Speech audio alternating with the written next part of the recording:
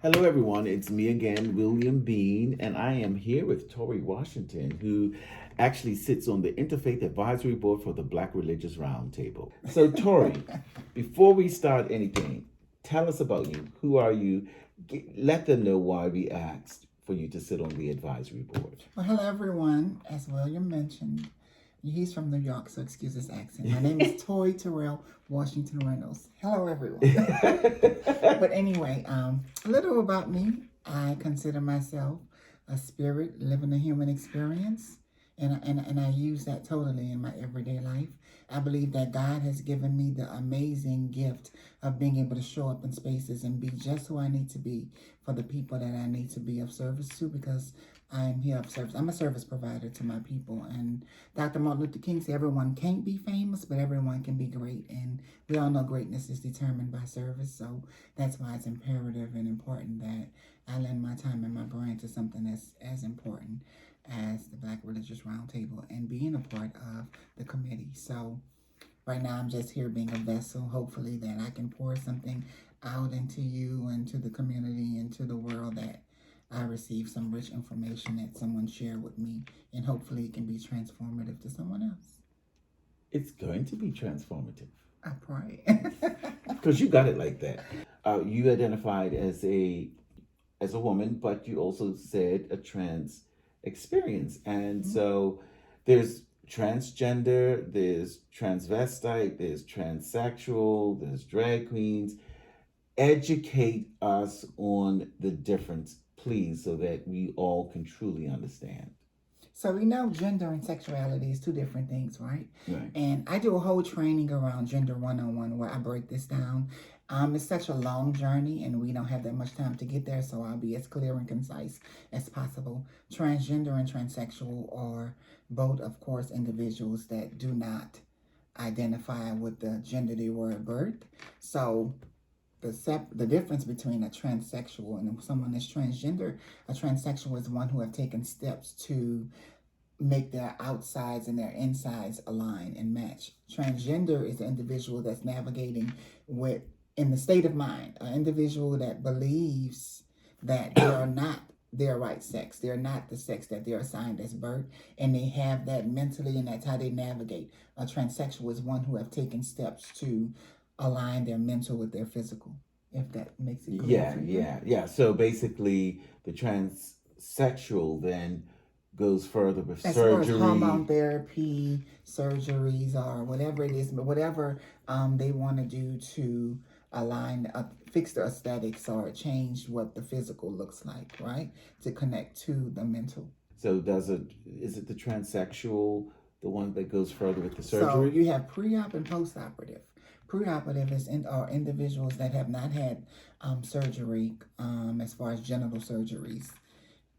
SRS, as you call it, sexual reassignment is the word, the politically correct term, SRS. Okay. So that's preoperative. Preoperative transsexuals are individuals, can be male or female, that have not had SRS surgery. Post-operative are transgender individuals that have transsexual individuals that have had SRS surgery, which means they have had bottom surgery. Okay, so then the difference between a transgender and transsexual is not based on pre or post operation. No. It's more of a state of mind then, because transgender is a state of mind. Transgender is a state of mind. Absolutely, absolutely. That's why a lot of people are confused because it's such a broad community now when it comes to transgender individuals. You have individuals that have not done anything to themselves aesthetically, but still navigate in a trans mindset. So that's where I think a lot of the confusion now was coming in with the community, because we see individuals, and I know when I was coming up, a transgender individual was a person that, whether you were either male or female, but you were not born that, and you're navigating in the individual who you feel as though you are on the inside, and you took steps to be that. But now with medical terminology and the way science has advanced, they believe that a transgender individual, you can be trans just from your state of mind. You don't have to dress up or show up daily as female or male, but your state of mind is the thing that validates your existence. And then transvestite, what does that mean? Or is that an old term? I don't And you know hear it what anymore. transvestite is? It's the individual that dresses up for fantasy or fetish. It's a sexual thing. Oh, and well, That's why it's offensive. Like if you ever hear the news and a trans person was attacked or something happens with a trans person and they refer to them as a transvestite, that's a total erasure of someone's identity that lives their life wow. as the sex they identify as. And that's why the word is offensive. True, Mm-hmm. really, truly. Thank you for sharing that. Absolutely. I gotta repeat that word again. Okay, and and you answered my question earlier. So when one considers themselves a transgender, however they identify with themselves, but in that the agenda, the agenda that's in their mind, that's who they see That's what they themselves see are, themselves and as. that's who they are. So it would not be offensive than if one were to trans from female to male to call them he, Absolutely. him, and vice versa. If it was Absolutely. a male to female, it's not offensive to refer to them as she and Absolutely. as a woman, right? So they Absolutely. live their lives that way. Okay. Wow. Here's my next It's a lot. question I because know it's a lot. we're dealing with the Black Religious Roundtable that has to deal with HIV in the community, and I know that it's very pervasive in the gay community. So, and nowadays, with the advancement of medicine, right, Absolutely. it's no longer a death sentence. And so people find freedom in having what they call raw raw sex or without condoms or so. Right. So, and that's just the reality of it. I hate to be so blunt, but that's what it is. But I do know I work in direct service, and prior to me starting my own organization, I've worked with organizations, and one of the things that I did realize is that there's a lack of equity and equality within community, and I know a lot of individuals that were negative, right? And there were no services that were available. There was no housing, and if you were negative, you will go and you get your test, and your test comes back negative. You still they didn't provide any education, which I call wraparound service. They didn't provide that, but for the individuals that did come back positive, they will now enlist and enroll you in a program, and you will be able to get housed and all of the different resources that were available for individuals that were positive. PLHW, people living with HIV, right? So there were resources that were available for those individuals, but the individuals that tested positive, there were not no resources for them. So that kind of left a disdain, and that left individuals feeling like, okay, well, my life has no value unless I'm positive, because my Mm. life does not matter now because I'm not a number. So I saw some individuals not intentionally getting it, but I guess they were more careless with their actions. It no longer was something that they were afraid of or something that they feared, and it wasn't something that they didn't fight now to protect. If it happened, they felt like, okay, well, now I will be okay because they didn't care about me when I was negative. So now that if I do test again and I'm positive, I would have resources now, because there's resources that are readily, readily available for trans individuals that are positive, more than that, and more than the resources that are available for individuals that are negative. Wow, I didn't know that aspect of you. Thank you for sharing that and making it clear. Um, because it's the medicines are so powerful. Should one contract the virus, then it's not a death sentence, or it's not as scary. Which No, means that our language and our message, even with the Black Religious Roundtable, can't be gloom and doom and death. no, it can't be. So There's you're a different asking mindset. about the messaging, right? The How we messaging, can control the messaging. yeah, what that message would be. Transparency. I think we have to be honest. If we see possibility models, that's with anything in life. If you see individuals that are positive and they're honest about that, and we cannot veer away from that when it comes to religion. We have individuals that are on the pulpit that are positive, but they're not being transparent about that. and they're not being true in their leadership. If you was to see individuals that are positive and they're still successful and they're still thriving, that would reduce that stigma that's connected to it. Because at the end of the day, that's the goal of this conversation and many others, to reduce the stigma that's connected to HIV. Because we know if you take care of yourself and do the things that you need to do, you can live a long, progressive life. But if we see individuals that carry that message and navigate in that truth daily, it's more of an inspiration. So transparency is the thing that's needed. Thank you for saying that. And that's going to lead to my next question for you. So, transparency is needed. And so that becomes a part of our module. Lives, yeah, well, it becomes a part of our module for the Black Religious Roundtable. So, there are going to be discussion groups that are going to be had, and persons like you will lead that discussion. And so, in leading that discussion, then one of the basic premises, or the basic premise, would be transparency, right? And vulnerability. And speaking truth, right? So we lead through example, right? So, and then in reaching out to the various organizations and communities that are going to be in receipt of the funding, right? Then the message is still steeped in that, right? It's still steeped in transparency and vulnerability and educating and educating people about finding value within their own selves. Self-worth. So, with the Black Religious Roundtable, the basic channel that we are to use is faith-based, right? Which leads to the church. Absolutely. Right? And so, I myself am a Christian, a follower of Christ, but we're also reaching out to the Jewish community. We're reaching out to all faiths, right? Muslim faith. And so, now for you, before I ask you to tie it all in together for me, why don't you tell me what is the trans experience like because are you a Christian? Let me ask that. I'm a believer. I'm a follower of Christ. I like that. Because yes, I'm a follower of Christ as well.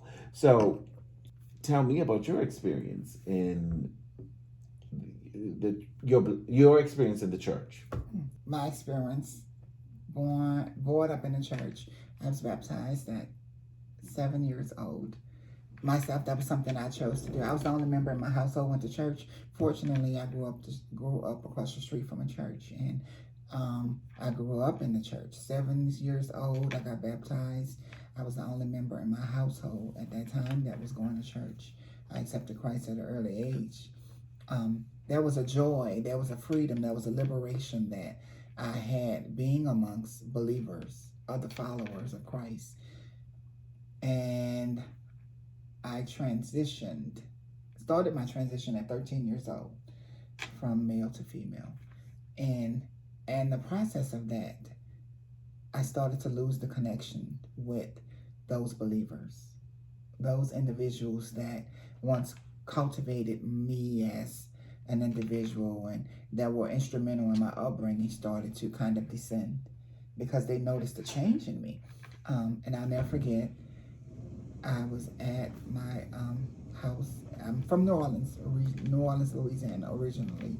And I was at church. Well, not at church, I was at home. And the first lady at the church came over. She said, I haven't seen you in church in like 2 weeks. I'm like, yeah, I just been, processing some things. So I had some personal things that I was dealing with because I didn't look like other males. There was no terminology back then to affirm who I was or affirm my womanhood. So I'm just thinking that I'm just going through this process, this thing that nobody else has ever went through. So I needed time to really deal with that so it can make sense for myself, because if it doesn't make sense for you, it's not going to make sense for no one else. And I understood that at an early age. So I was pulling myself away and, not doing well in school and things of that nature because I just wanted to be away from everyone. And she came over to the house. She said, I haven't seen you in church in a few weeks. I'm like, no, I've just been dealing with some stuff, working on some things of that nature. At a young age, I've always been able to advocate for myself. And she said, well, I kind of can see the road that you're going down. And I pray that God gives you no peace with this decision that you have made. I said, well, that's very fond coming from a woman of God, but thank you and God bless you. And that's how I ended the conversation. And from that age, I'm not going to say church. Some people say they experienced church. That wasn't what that was for me.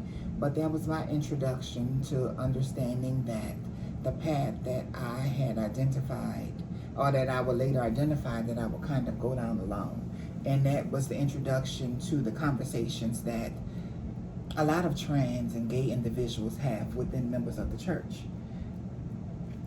There's a lack of acceptance.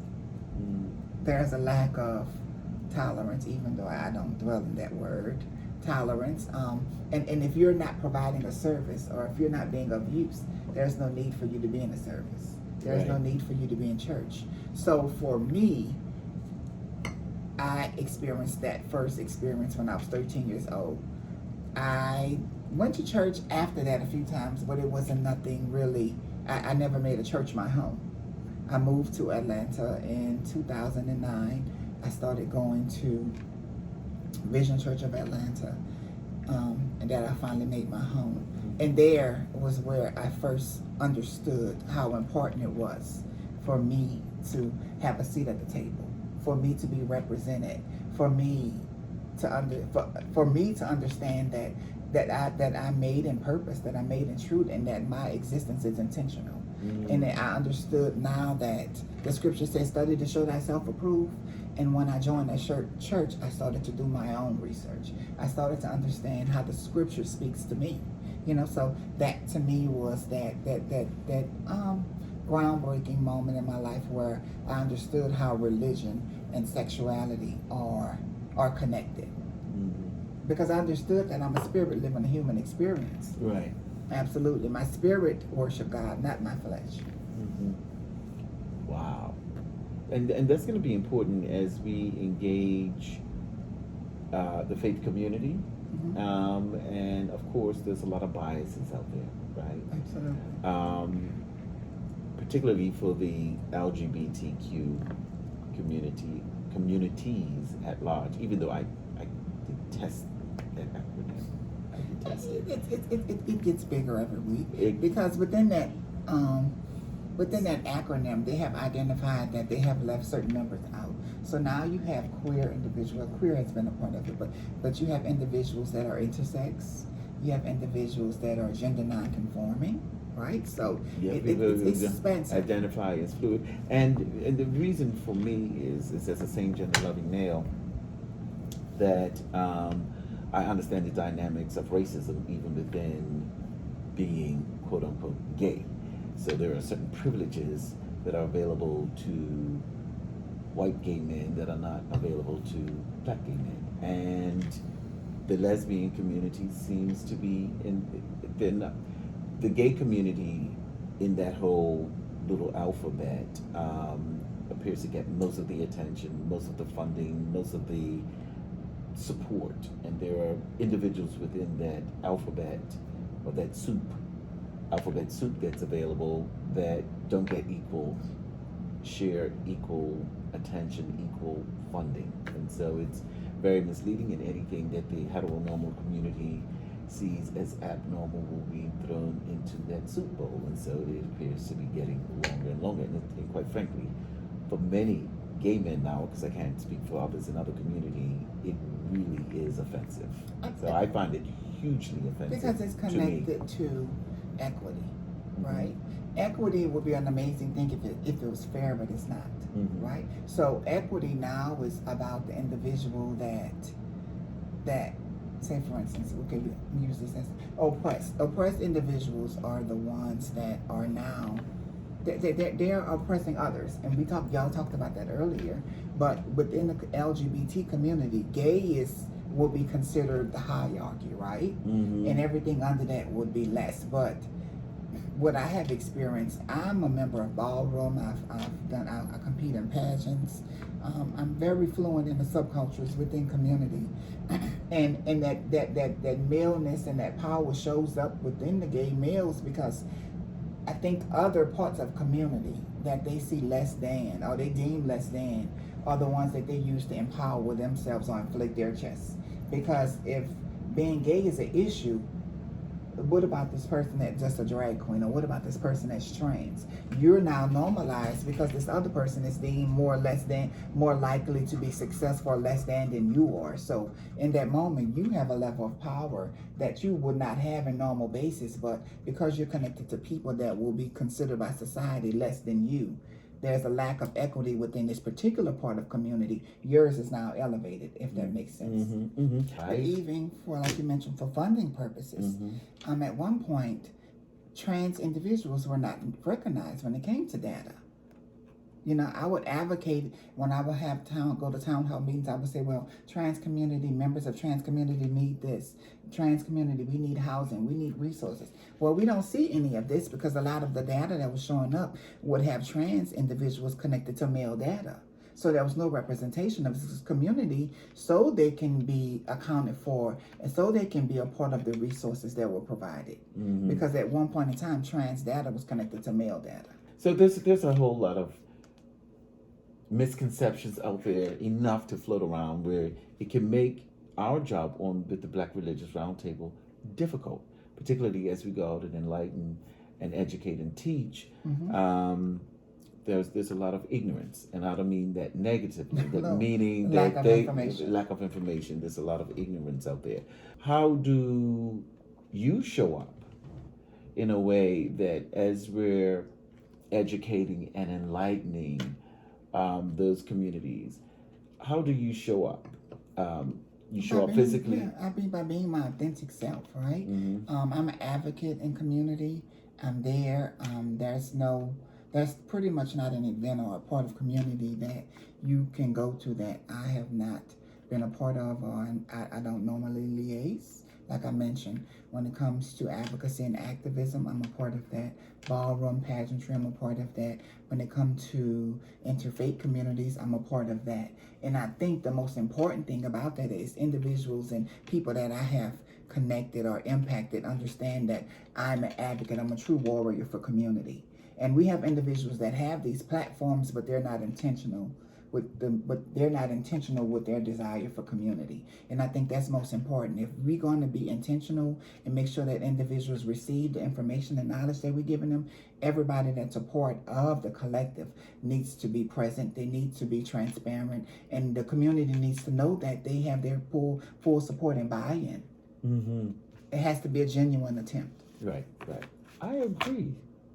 Now, should they need to or want to get in contact with you specifically, tell us about the organization that you have. Do you have any web presence, anything on the social media? As I mentioned earlier, I'm the executive director of the Trans Women of Color Healing Project.